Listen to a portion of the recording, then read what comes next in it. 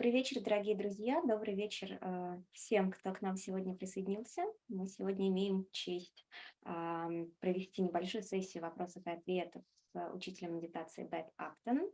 Во время нашей сессии вы можете присылать вопросы, которые у вас есть в чат, и мы будем их озвучивать. Вы можете присылать свои вопросы на русском или на английском, в зависимости от того, как вам удобнее. Если вы присылаете их на русском, я постараюсь сделать все, что в моих силах, чтобы их перевести, но я сразу прошу смиренного прощения за возможное несовершенство перевода. Постараюсь делать все, что в моих силах, чтобы это было сносно. Okay, good morning, Beth. Good morning. Thank you so much for joining us. It's a real pleasure to see you. And tonight, I'm saying tonight because it's already evening in Moscow, but it's morning for you. We're having a short Q&A session with you, and we already have some questions, and people are also very welcome to send their questions. But in the beginning, we actually know quite a lot about you. We have watched some videos, interviews with you, and it actually was the strong request from some of our subscribers to invite you for this Q&A session. But since there can be people who are not very familiar with your story, first, may I just request you to maybe say a few words about your path, how you maybe encountered with the Dhamma for the first time, how you, I don't know, decided to take monastic path, what you have learned on this path. So anything you find useful for people to know. Oh, yeah. So it's difficult to know where to start because that's my whole life story. Итак, я просила Бет немножечко рассказать о ее опыте, и Бет говорит, что очень сложно понять, с чего же начать, потому что история ее встречи с Дхаммой – это история протяженностью во всю жизнь.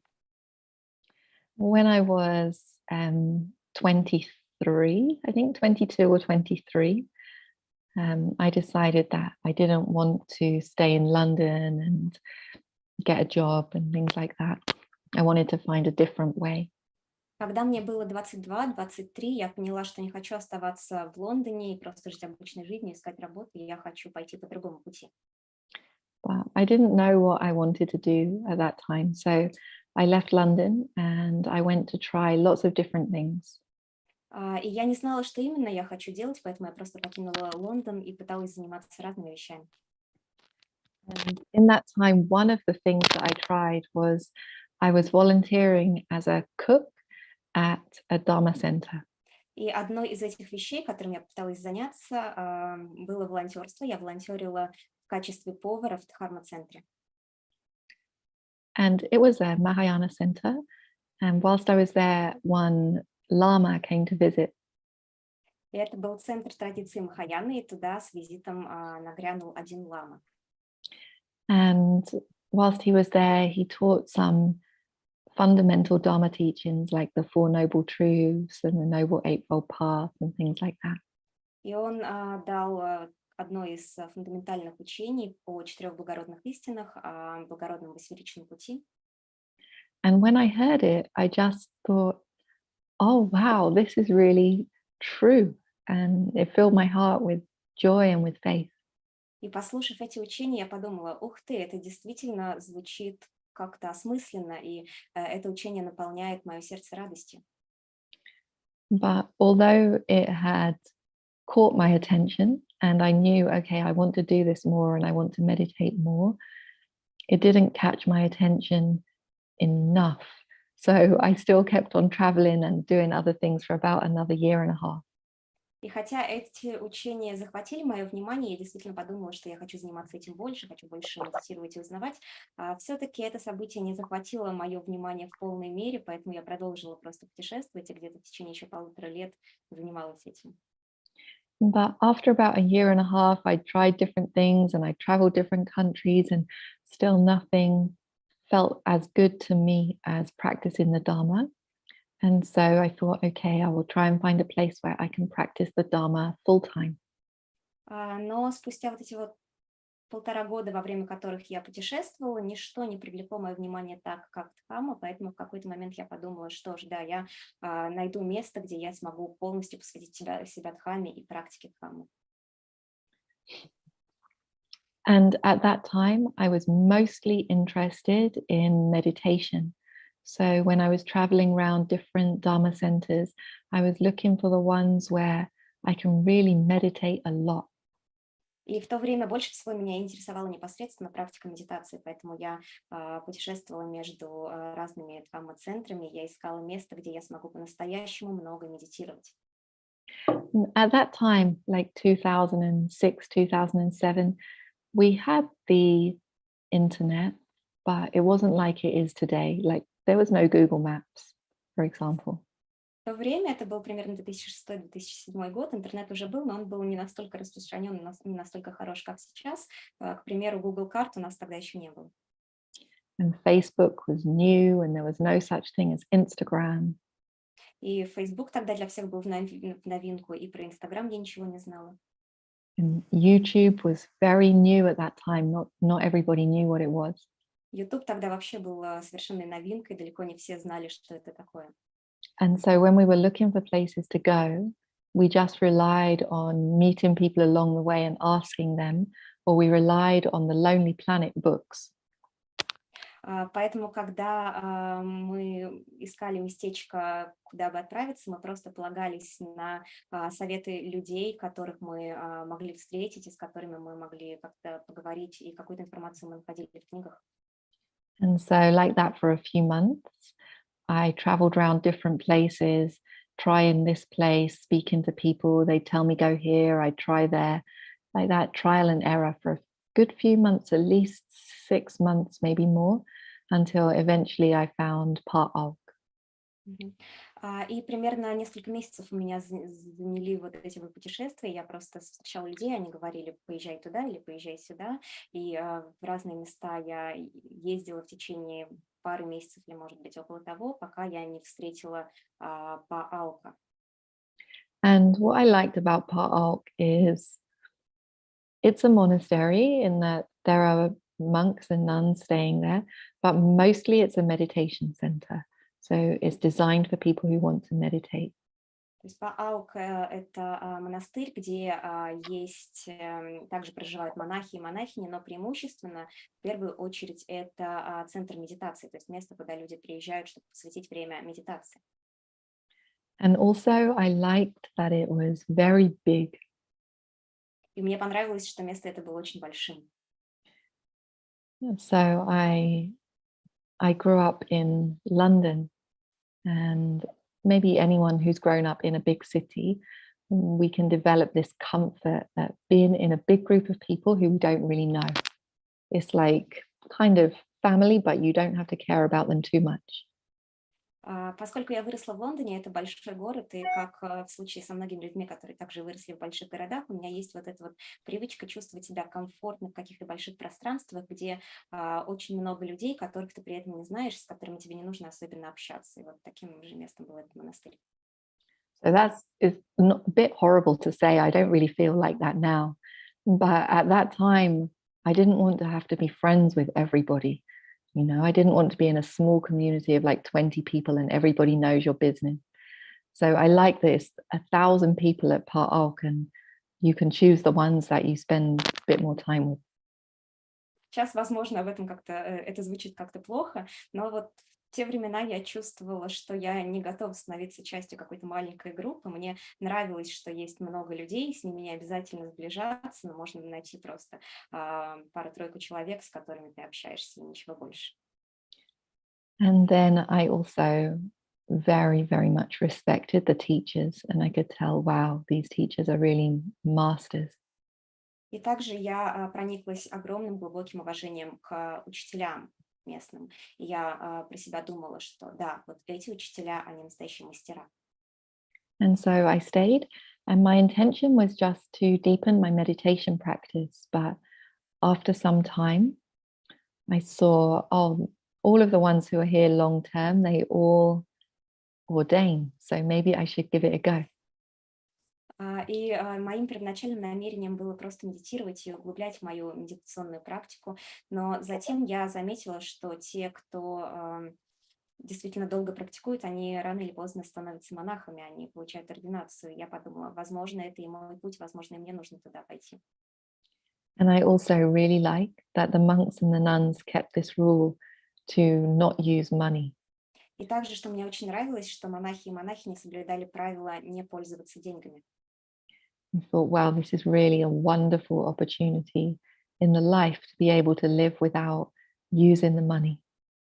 Я подумала, какая же это замечательная возможность жить жизнь, не пользуясь при этом деньгами. And just live only from the things that people freely offer. Very beautiful. Просто жить за счет тех вещей, которые люди свободно тебе подносят. Очень красиво. And mostly for that reason, I decided to ordain. И в первую очередь из-за этих причин, по этим причинам я решила принять посвящение.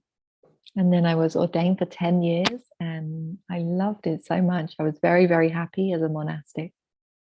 И 10 лет я была монахиней, и в это время я была очень-очень счастлива. And then after 10 years, well, I'd already been there 10 years, you know. So I think I just needed a change or some kind of new learning. And so I disrobed. And when I disrobe, I could get lots of new life challenges to learn from. И 10 лет я была монахиней, и спустя 10 лет я подумала, что поскольку много времени прошло, возможно, для меня настало время обучиться чему-то новому, и поэтому я сняла с себя монашеское одеяние, я размонашилась и встретилась, конечно, в этот момент со множеством вызовов и испытаний.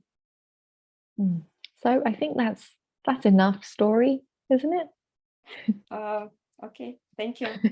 Вероятно, на этом достаточно. Okay, we're going into questions. I will first read in Russian and then try to translate. У нас есть уже вопросы, которые присланы, и также, пожалуйста, присылайте ваши вопросы. Мы начнем с тех, которые у нас уже есть. Мы много слышим о важности отречения, но, будучи мирянами, мы не всегда готовы отречься от мирских забот, мы не готовы бросить работу, оставить семью и так далее. Насколько я знаю, Бэт много обучает мирян. На ваш взгляд, до какой степени мирянин способен развивать его или ее отречение? С чего начинать и какие шаги предпринимать? Okay, Beth, we often hear a lot about the importance of renunciation, but being lay people, we often are not able to renounce everything, to get rid of some worldly concerns. We're not ready to quit the job, to leave our family, and metaphorically speaking, we are not ready to leave the palace.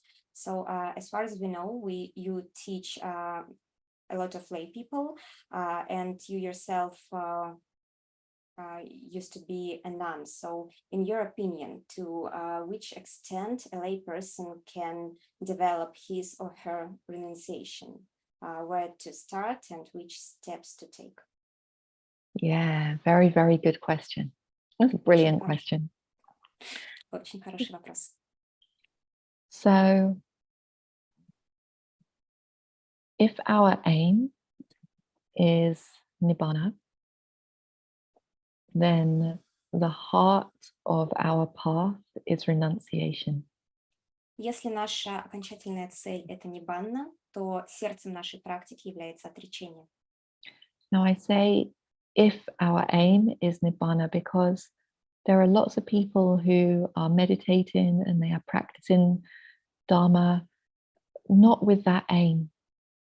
Почему я говорю «если», поскольку сейчас есть много людей, которые практикуют медитацию, даже дхамму, но достижение окончательного освобождения не является их главной целью. And that's okay. So, for example, maybe we are meditating to help us manage our emotions or clear our mind so we can do our job more effectively or make our relationships more smooth or something like that. И это тоже нормально. Бывает, что мы обращаемся к медитации, чтобы достичь определенной ясности и спокойствия ума, и таким образом мы можем лучше выполнять свою работу, или наши отношения тоже испытают какое-то позитивное влияние от этого. And that's okay. We have the right to choose what is our goal in life. И это нормально. Мы вправе выбирать, что является главной целью в нашей жизни. in that case, the goal would be something like peaceful heart or to have happy relationships, and meditation would just be a tool along the way to another goal.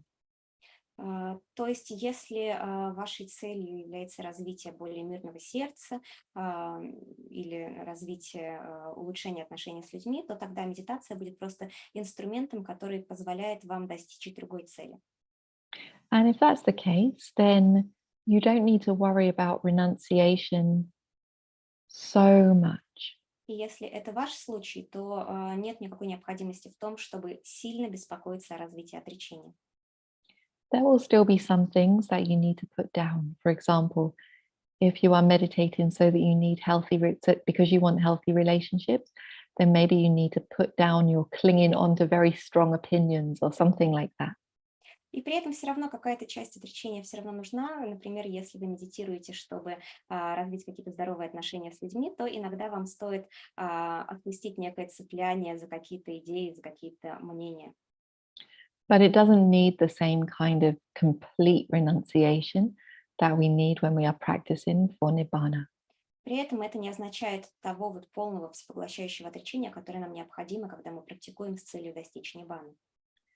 When we are practicing for Nibbana, we need to understand that Nibbana is characterized by the absence of everything that we have previously experienced. Когда мы практикуем с целью достижения Ниббаны, нам необходимо понимать, что одной из характеристик Ниббаны является отсутствие всего, что мы прежде переживали на собственном опыте.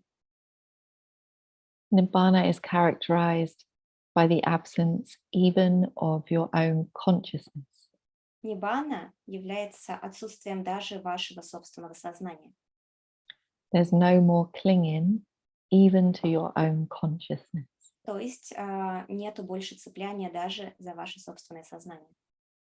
So how can we hope to achieve such a state where there's no clinging even to our own consciousness if we can't give up the ice cream, for example?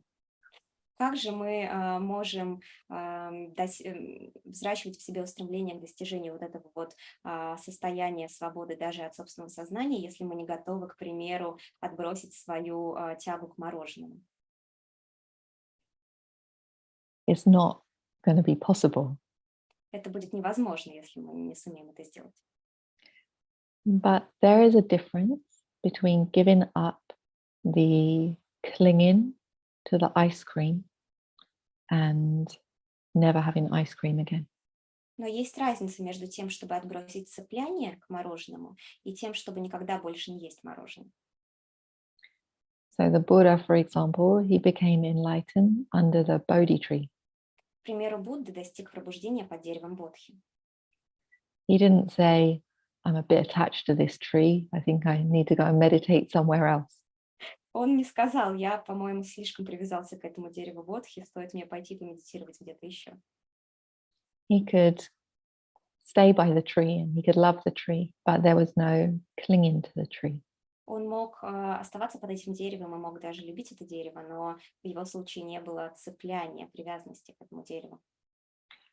And we can do the same things with our friends and our family and our job, but we need to be very honest with ourselves. И мы можем также поступать по отношению к своим друзьям, родным, к работе. При этом нам необходима честность перед самим собой. Настоящая честность. Am I really attached to this thing or not? То есть нужно ответить себе на вопрос, я действительно привязан к этой вещи или нет. And usually when there is a thing that we are not willing to renounce, it's because on some level we've misunderstood the first noble truth. И обычно, если есть какая-то вещь, от которой мы не готовы отречься, причина тому в нашем непонимании первой благородной истины. And so we misunderstand, if I have this worldly thing, let's say if I have enough money, or if I have a wonderful house, or if I have a wonderful partner, then samsara won't be suffering for me. То есть мы не поняли, что если Мы не поняли, что достижение вот этого чего-то желаемого, прекрасного дома или прекрасного партнера или там определенного количества денег не принесет, не сделает самсару для нас прекрасным местом, не избавит самсара от Then страданий. for me, samsara will be safety and happiness. То есть мы можем думать, что с этим самсара будет безопасным местом, наполненным счастьем. So any time when we go out to a part of samsara, part of the external world, and we imagine that we're going to find our safety and our happiness there, we've gone the wrong way. We're not going in the direction of nibbana anymore. То есть всякий раз, когда мы пытаемся найти какое-то счастье в каком-то уголке сансары, мы идем по неправильному направлению, мы не приближаемся к небане. We've lost our renunciation mind. Это означает, что мы потеряли наш ум отречения. But we could keep our job and we could keep the money and we could keep the renunciation, and we could keep the relationship. But truly in our hearts, we think, okay, this job is my opportunity to practice service, to practice generosity, to give freely of my time, for example. При этом мы можем, конечно, сохранять и семью, и друзей, и работу, но в то же самое время мы можем размышлять про себя таким образом. Хорошо, вот сейчас для меня выполнение этой работы может быть практикой служения, практикой щедрости, да, и тогда мы используем с пользой свое время. Or we could see this relationship is my opportunity to practice loving kindness, to practice generosity, to see my own defilements more clearly, to practice humility, for example. Или в случае с отношениями мы можем рассматривать наши отношения как возможность практиковать любящую доброту, возможность практиковать щедрость, возможность более ясно видеть собственные омрачения. We don't see our refuge in those things. We just see it as the container in which we practice the Dharma. То есть мы не относимся к этим областям жизни как к прибежищу. Мы просто смотрим на них как на некие сосуды, внутри которых может находиться наша практика. And in this way, we can practice deeply as a layperson. И если мы делаем так, то и оставаясь мирянами, мы можем практиковать довольно глубоко. Also, we need to know the right time to renounce different things. Также нам необходимо понимать, когда приходит правильное время отречься от тех или иных вещей. The Buddha gives this simile like you are on a journey and you get to a big river and you can't cross the river. So you make a raft and you use the raft to cross the river. And then when you get to the other side of the river, you don't like pick up the raft and carry it on your head through the forest. You just put the raft down there by the banks of the river. То есть Будда приводил такой пример. Если вам необходимо пересечь реку, вы сооружаете плот и с помощью этого плота пересекаете реку. Когда же вы достигли другого берега, вам нет никакой нужды брать этот плот с собой и вместе с ним идти в некий лес или куда-то там еще. Вы просто оставляете его там, потому что он вам уже не нужен. So you use the raft, but you know the right time to put it down, the right time to renounce it. То есть плот вы все-таки используете, но вы знаете, когда приходит правильное время, чтобы от него отказаться. It's no good if you're in the middle of the river and then you say, oh, I think I'm a bit attached to this raft, because then you're just drowning in the middle of the river. Будет не очень хорошо, если посреди реки вы подумаете, о, я слишком привязан к этому плоту, стоит сейчас от него отказаться. Потому что если вы это сделаете, вы утонете. So there are some things along the way that we need to hold on to because at the moment they are carrying us across the river. То есть есть какие-то вещи, которые на протяжении какого-то времени нам все-таки необходимо сберечь и сохранить, потому что в этот момент они помогают нам пересечь реку. Most obvious one is we need this body. Бори. Самое очевидное из таких вещей — нам необходимо тело. Now we've been lucky enough to get this human life, to meet the Dharma, to have this healthy body to practice. If this body dies, next time it's not sure that we will be so lucky. То есть сейчас нам очень повезло родиться в этом человеческом теле, получить возможность встретить Дхамму на своем пути и практиковать. Если мы умрем, то нет никакой гарантии, что в следующий раз нам также повезет. So this body is our raft, and there's no need to throw it away, or we will be drowning in the middle of the river. То есть это тело, это и есть этот плод. Нет никакой необходимости в том, чтобы от него отрекаться, потому что иначе мы утонем в реке. And along with that, like wanting to hold on to this body, we might also want some other things to support that, like we need a suitable place to live and we need suitable food. And oftentimes when we're lay people, suitable place to live means we need enough money. И поскольку это тело, оно не существует само по себе, нам нужно как-то его поддерживать. Логично, что нам нужно подходящее жилище, нужна подходящая еда. И поскольку многие из нас миряне, это часто значит, что чтобы получить это жилье и эту еду, нам необходимы деньги. Along with that, we need enough wise friends, enough Dharma friends, enough people who love us. И кроме того, нам нужно достаточно хороших, мудрых друзей, нам нужны друзья под хами, нам нужны люди, которые любят нас. But it's important to understand that these things are our raft, and we understand where they are carrying us. They are carrying us in the direction of Nibbana. Но важно понимать, что все эти составляющие – это наш плод, и нужно понимать, куда конкретно этот плод нас несет. Он должен нести нас в направлении к Ниббане. It's no good if we find ourselves holding on to these things, thinking, just feels so good to hang out here in the middle of the river, me and my raft. It's such great fun. This isn't the point. Было бы глупо и не очень хорошо, если бы мы обнаружили, что нам просто нравится проводить время с этим плотом посреди реки, и на самом деле мы никуда не движемся, потому что в этом нет никакого смысла. And this is the mistake we make, for example, if we just go to enjoy the sense pleasures with our Dharma friends. Or if we spend maybe like we have a little home, but rather than use our home to practice the Dharma, we spend 2 years trying to make our home the most beautiful home in town, for example. И именно подобную ошибку мы совершаем, когда мы просто предаемся чувственным удовольствиям, не думая о том, чтобы обзавестись друзьями под хами, духовными друзьями. И ту же самую ошибку мы совершаем, если мы обретаем дом, но мы не используем его, чтобы в нем практиковать безопасный дхамму, а мы тратим время на то, чтобы превратить этот дом просто в красивое место для жизни. So if there are things in life that we find ourselves holding on to, we're not willing to give them up, then good first question to ourselves, we need to be very honest with ourselves, is this my raft or is this just weighing me down? То есть, если у нас есть такие вещи, к которым мы привязаны, то нужно задать себе очень честный вопрос. Эти вещи – это по-прежнему мой плод, или они меня, наоборот, не ведут в нужном направлении, а препятствуют этому? And also, where is it carrying me? Which river is this raft crossing for me? И также нужно задаться вопросом, а куда конкретно этот плод меня несет, какую конкретно реку он пытается пересечь. If you're trying to cross 2 rivers at the same time, you're going to make yourself very slow. Если вы пытаетесь пересечь сразу 2 реки, то вы будете делать это очень медленно.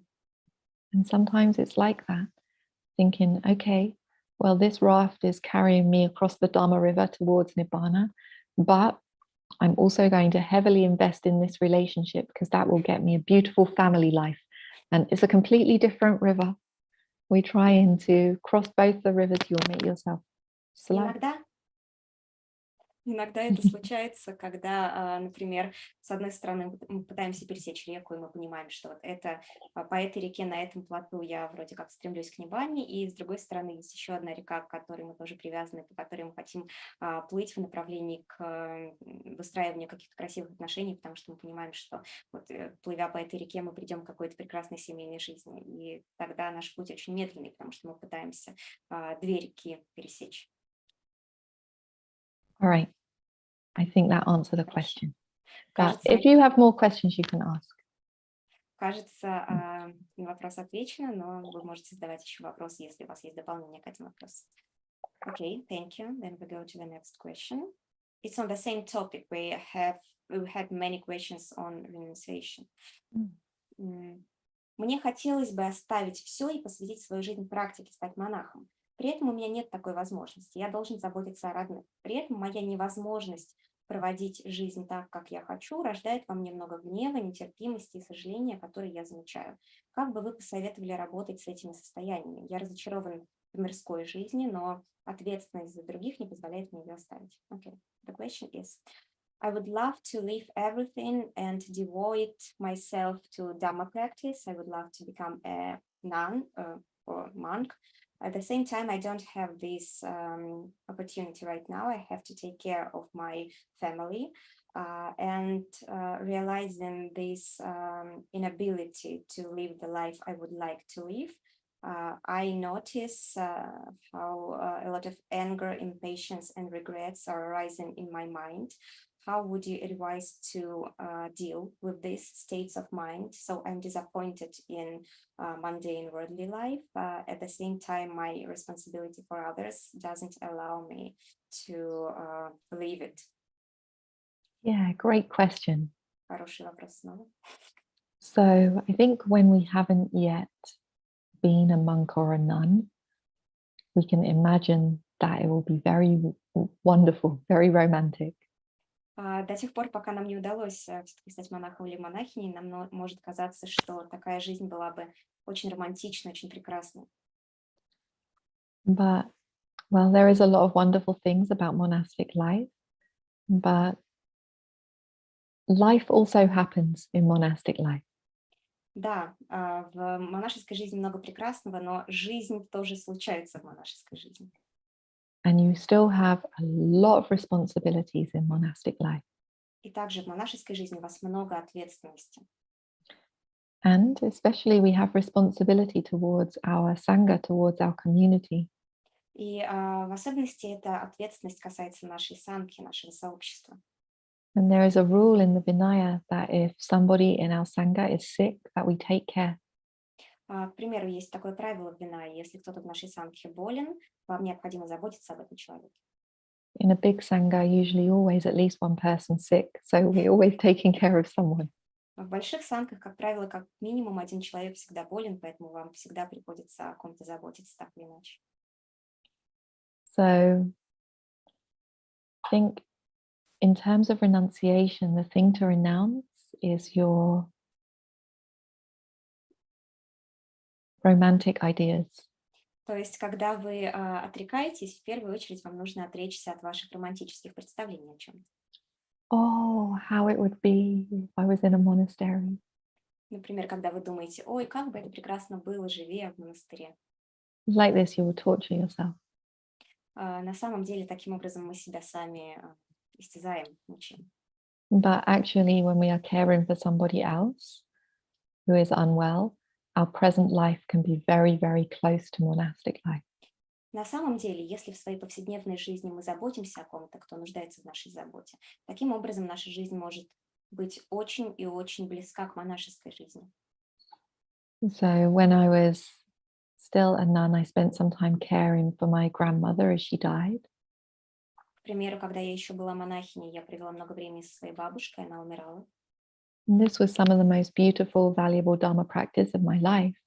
И это была, возможно, одна из красивейших и самых ценных практик в моей жизни, практик Дхаммы. Later, when I disrobed and I needed to earn money, I also did care work for people with spinal injuries. Did what, sorry? Care work for people with spinal injuries, so looking after people who broke their back.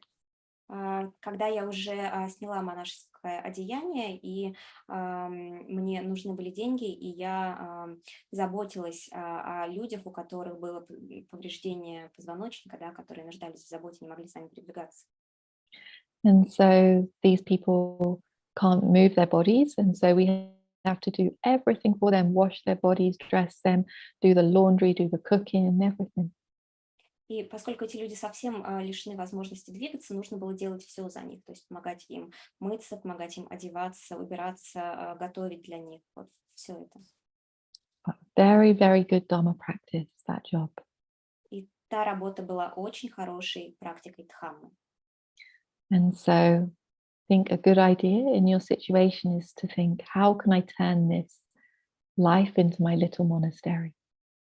То есть в вашей ситуации очень хорошо размышлять над тем, как я могу вот эту жизнь превратить в что-то максимально близкое к жизни в монастыре.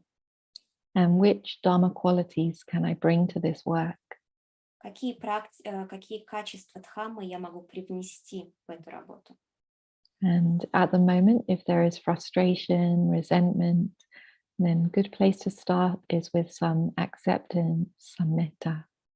И если вы переживаете некую фрустрацию, подавленность, то начать лучше всего с развития принятия и развития метты. And then later you might find some other practices that you can do that will also be good for you. И затем вы сможете уже найти какие-то другие практики, которые вы тоже можете выполнять, которые будут хороши для вас.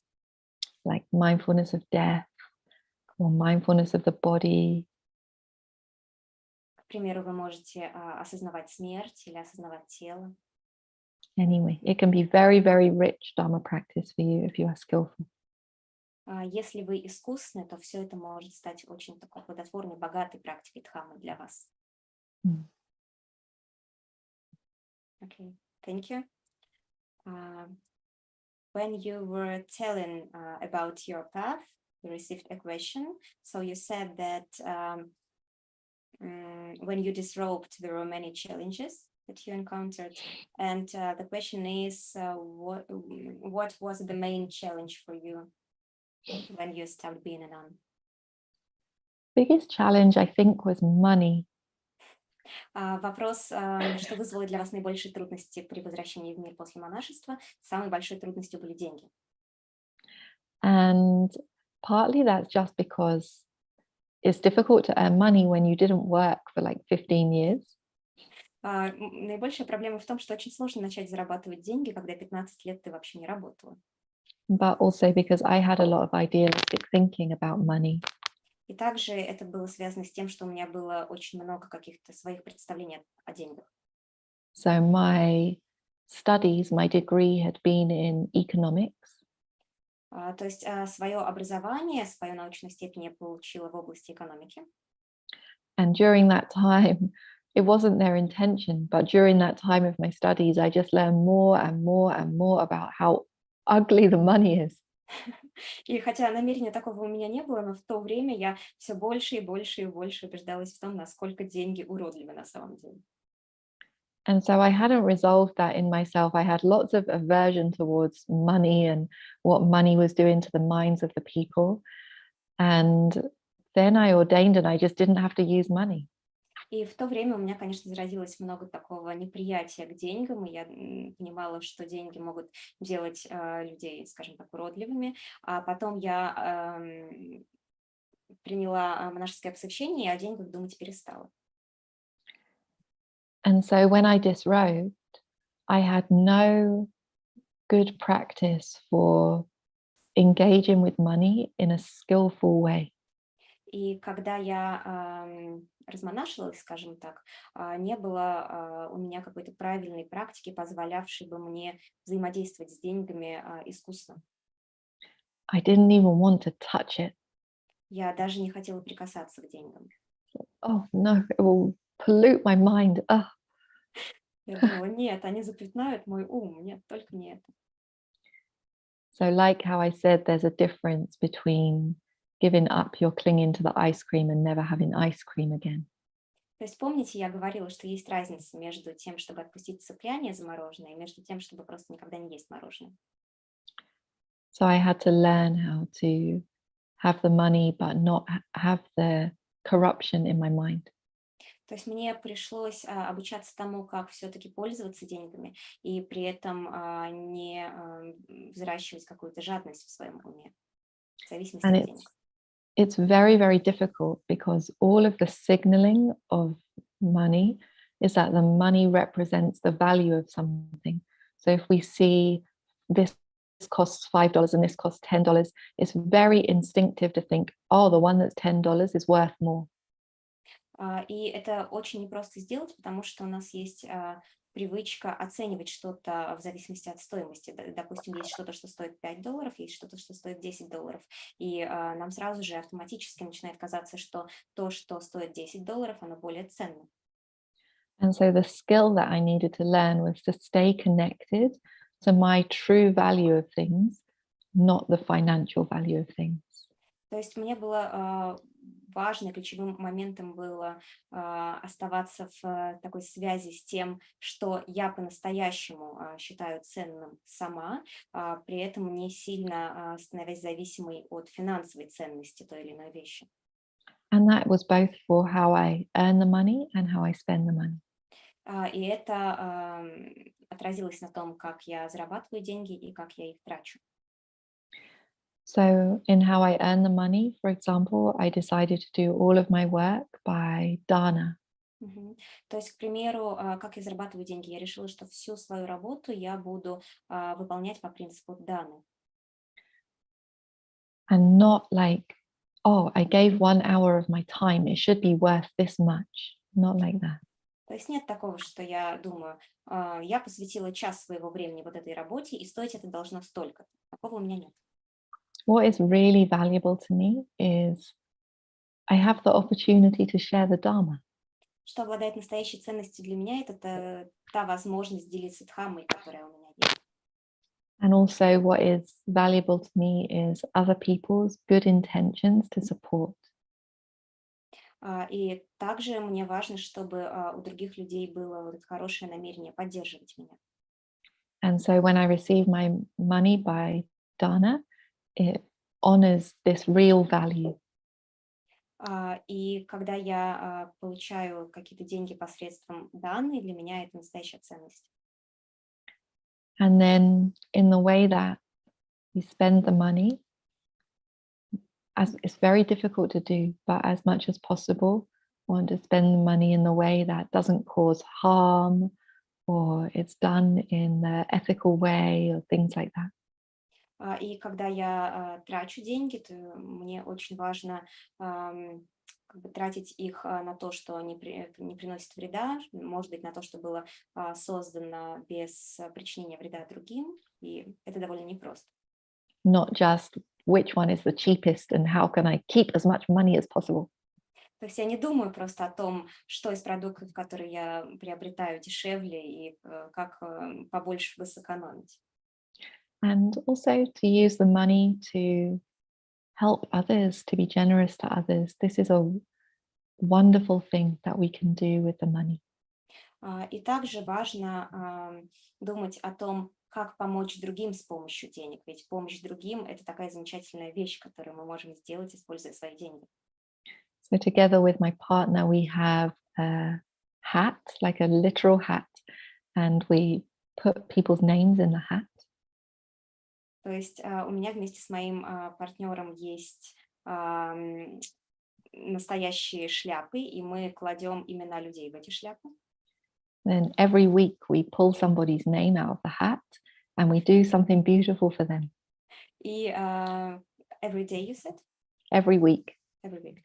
И каждую неделю мы вытаскиваем из этой шляпы какое-нибудь имя и делаем что-то хорошее для человека, чье имя выпало. So this is a very beautiful thing that can come from the money. But for me, this was definitely the biggest challenge. I had to change my mind a lot. То есть есть действительно прекрасные вещи, которые мы можем делать при помощи денег, но для меня это было большой трудностью. Мне пришлось во многом свое мышление поменять. Thank you. Next question. Я давно практикую медитацию, уделяю практике по крайней мере полчаса каждый день, стараюсь посещать длительные ретриты 2 раза в год. Но моя сосредоточенность не становится острее, я отвлекаюсь все так же, как и прежде. Интересно ваше мнение, что может быть тому причиной и как не потерять остатки мотивации. So the question about meditation practice. I've been practicing meditation for a long time. I meditate at least for half an hour every day, and I try to attend long retreats twice a year, but my concentration is still not sharp enough. I distract as much as before, and I'm interested to know your opinion. What can be the cause for it, and how not to lose the rest of motivation when I don't see any results? Very good question. It's a very individual thing. So just with not very much information, I can't find the precise answer, but roughly a few things. Очень хороший вопрос, и это очень такой индивидуальный вопрос, он зависит от человека, и без какой-то дополнительной информации я не могу дать какой-то такой очень точный и детальный ответ, но есть некоторые такие моменты, которые я могу рассказать в целом. First thing is, we're meditating half an hour each day and we're distracted. We need to use the information that we get in our meditation to inform our life. Когда мы практикуем каждый день в течение получаса, мы можем использовать ту информацию, которую мы получаем в медитации, чтобы наполнять соответственным знанием свою жизнь. Let's say every time you sit down to meditate, you are distracted by thoughts about how much you hate your boss. К примеру, вы садитесь в медитацию, вы отвлекаетесь на мысль о том, как сильно вы ненавидите своего босса. So that's giving you some information about an area of your life that is not aligned with the Dharma. То есть это дает вам информацию о том аспекте вашей жизни, который пока не пронизан дхармой. And if you don't do anything about it, it's going to keep on disturbing you. И если вы nичего с этим не будете делать, то вот этот аспект вашей жизни будет вновь и вновь вас отвлекать. So either you need to learn how to practice some loving kindness to your boss, or you need to get a different job. То есть вам нужно либо научиться относиться с любящей добротой к своему боссу, либо вам нужно сменить работу. If you're every time distracted by your to-do list and, oh, I've got to do this, got to do this, got to do this, then again, it's trying to show you the way that you're relating to your activities in your life is not in line with the Dharma. Если вы постоянно отвлекаетесь на лист задач, которые вам необходимо сделать, и постоянно думаете, ой, мне нужно сделать это, и это, и это, и это означает, что то, как вы управляете своей жизнью, то, какие задачи вы в нее вписываете, вот этот вот процесс, он камней тоже не пронизан. So if you don't do anything about it, if you sit there for half an hour distracted by your to-do list and then you finish and you're like, thank God that's over, now I can go and do everything I've got to do. So obviously it's just going to continue. То есть если вы ничего с этим аспектом своей жизни не делаете, если вы просто сидите в медитации, начинаете отвлекаться на кучу задач, которые вам нужно сделать, которые всплывают в вашем уме, потом после того, как вы отвлеклись, вы наконец-то выходите из медитации, услышав гонг, и после этого думаете, ну все, теперь я могу приступить к этому бесконечному числу задач, которые нужно сделать, конечно, ничего не поменяется, если вы будете продолжать действовать таким образом. So we need to use that distraction to show, oh, wait, there's something I need to change in my life. Either how can I clean out some of the activity from my life so I'm not so busy, or how can I do these tasks with presence and mindfulness rather than with stress?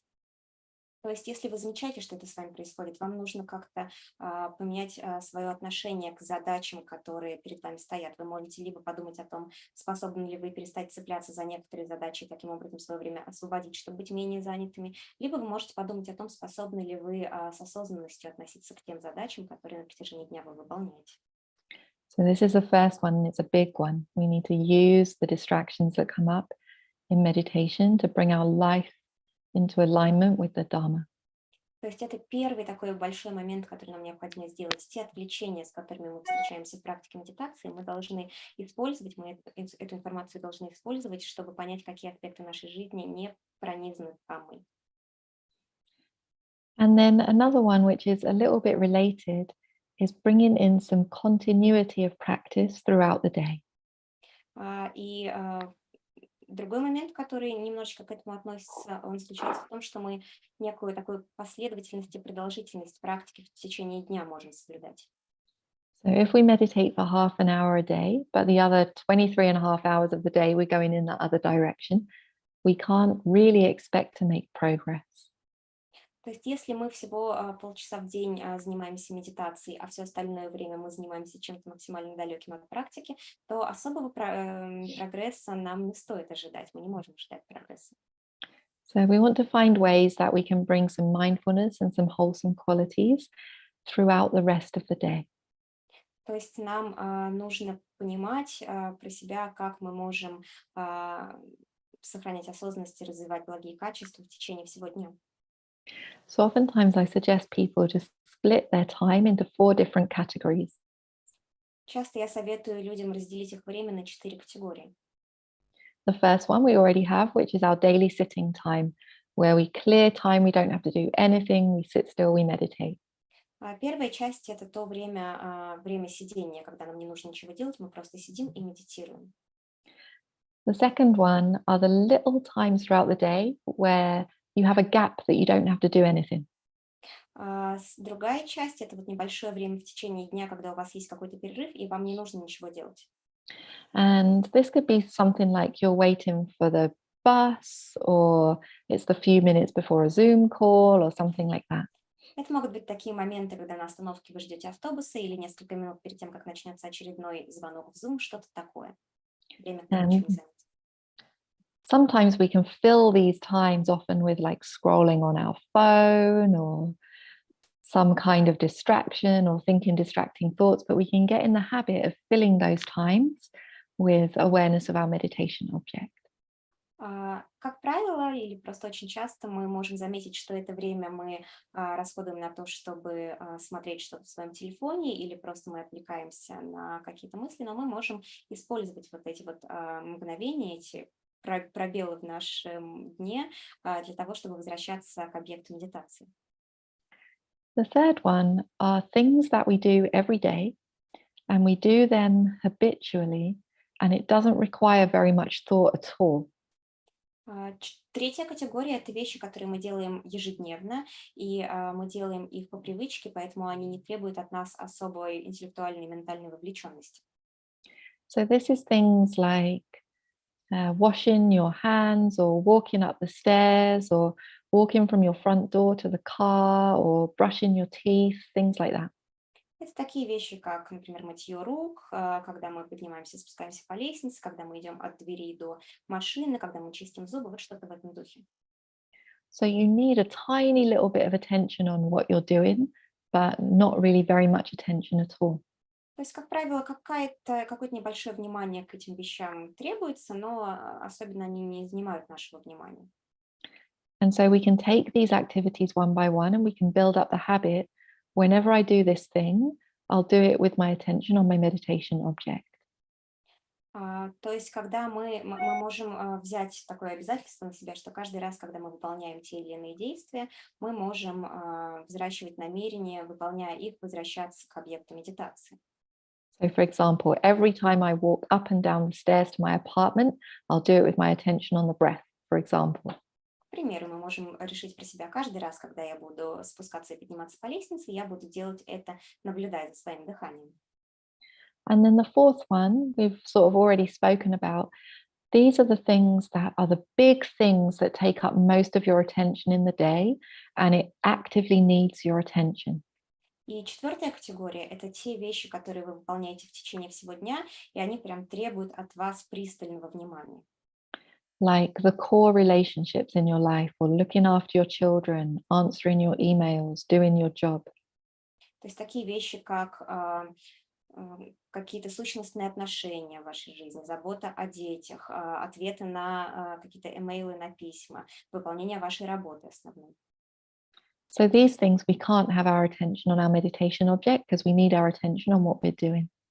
То есть вот именно эти вещи мы не можем выполнять, возвращаясь к объекту медитации, потому что эти задачи требуют от нас максимального внимания.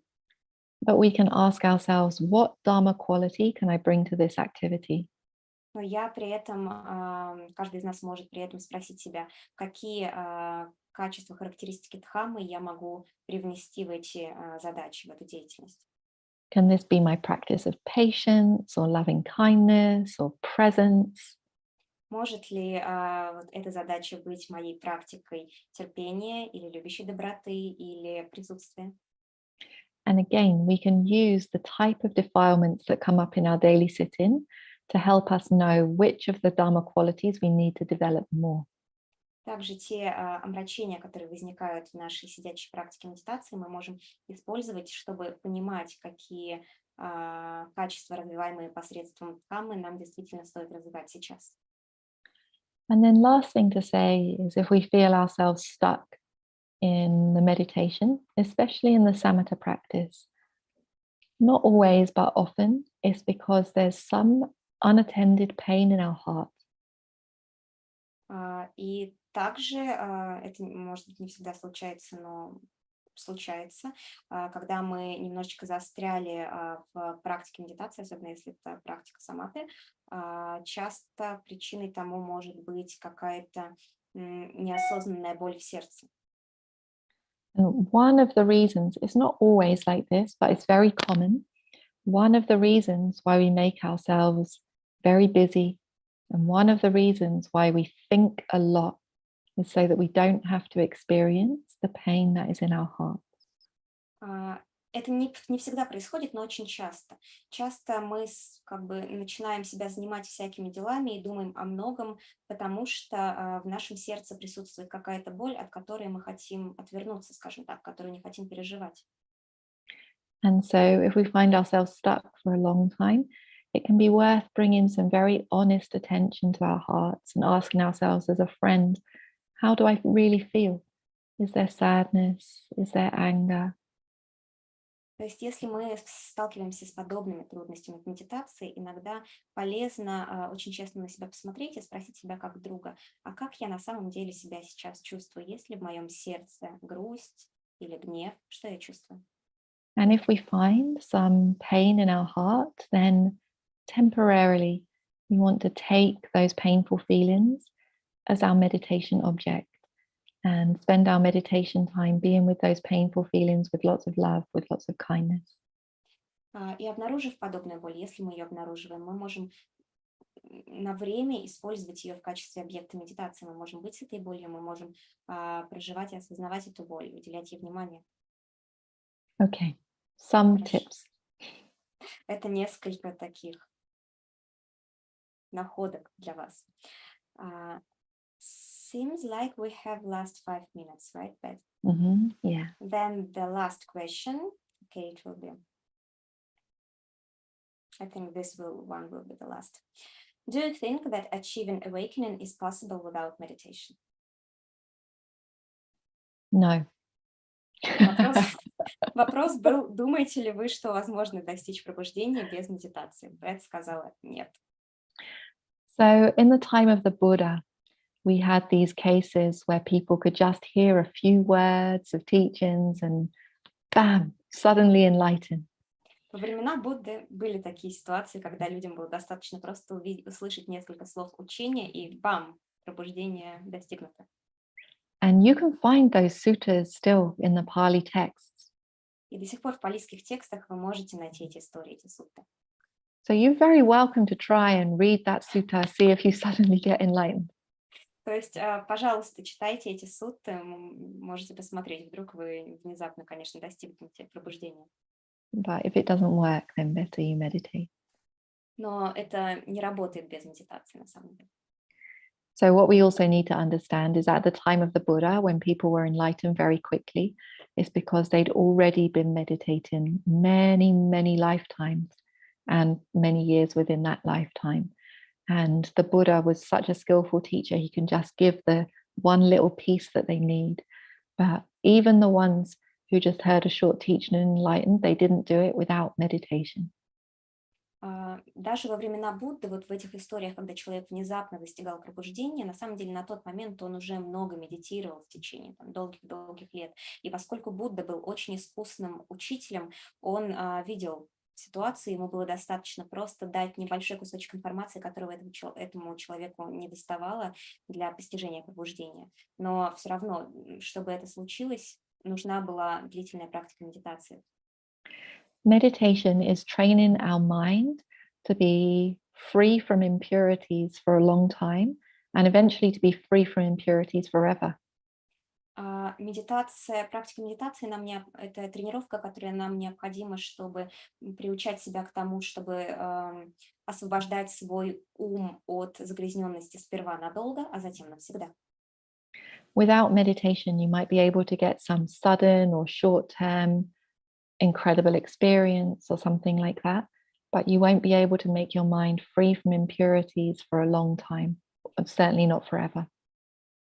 Без медитации вы можете пережить какое-то прозрение, какой-то интересный, неожиданный опыт, но совершенно точно без медитации вы не сможете долго оберегать свой ум от загрязненности, уж тем более навсегда уберечь его от загрязненности без медитации вы не сможете. All right. I think it's all we've got time for today. But thank you so much for sharing your precious time with us today. Yeah, I really enjoyed the questions. Thank you for having me. Thank you. Okay. Hope to see you again. Have a wonderful day. Thank you very much. Wishing you all the best on your Dharma paths. Thank you. Bye for now. Дорогие друзья, спасибо, что присоединились. Мы не успели ответить на все вопросы, но будем надеяться, что время для них еще придет. Всего доброго.